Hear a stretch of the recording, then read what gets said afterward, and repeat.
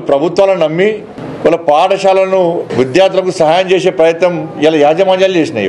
ఇవాళ కనీసం జీతాలు ఇవ్వలేకుండా ఇల్లు కిరా కట్టడం కూడా కనీసం కరెంటు బిల్లు కూడా కట్టలేని పరిస్థితిలో విద్యాసంస్థలు యజమాన్యాలు అంటే దానికి ప్రధాన కారణం గతంలో ఉన్న బీఆర్ఎస్ పార్టీ, ఇప్పుడున్న కాంగ్రెస్ పార్టీ.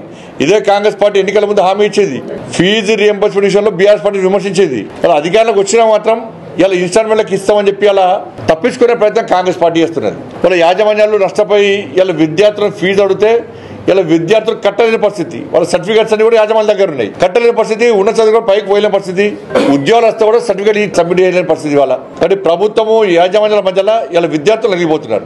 రాజకీయ పార్టీల మధ్యలో యాజమాన్యాలు నలిగిపోతున్నాయి. వాళ్ళ రాష్ట్ర ప్రభుత్వం డిమాండ్ చేస్తున్నాం, సంక్రాంతి లోపట మీరు ఫీజు రియంబర్స్మెంట్ బకాయిలు చెల్లించకుంటే 7,000 కోట్ల రూపాయలు చెల్లించకుంటే ఇలా యాజమాన్యాలతోని విద్యార్థులతో కలిసి భారతీయ జనతా పార్టీ పెద్ద ఎత్తున ఉద్యమం చేపట్టడానికి సిద్ధంగా ఉంది.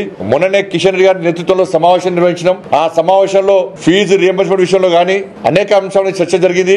ఫీజు రియంబర్స్మెంట్ విషయంలో సంక్రాంతి వరకు వేచి చూసి సంక్రాంతి తర్వాత ఇదే కిషన్ రెడ్డి గారి నేతృత్వంలో ఈ తెలంగాణ రాష్ట్రంలో విద్యా సంస్థల యాజమాన్యాలు విద్యార్థులు కలిసి ఎట్టి పరిస్థితుల్లో మేము చేపట్టే ఆందోళనకు ప్రభుత్వం పక్క దిగిరాక తప్పదు, దిగి రావాల్సిందే. ఆ స్థాయిలో ఉద్యమం చేయడానికి ఇలా భారతీయ జనతా పార్టీ సిద్ధంగా ఉంది. వెంటనే ఫీజు రియంబర్స్మెంట్ బకాయిలు చెల్లించాల్సిందిగా భారతీయ జనతా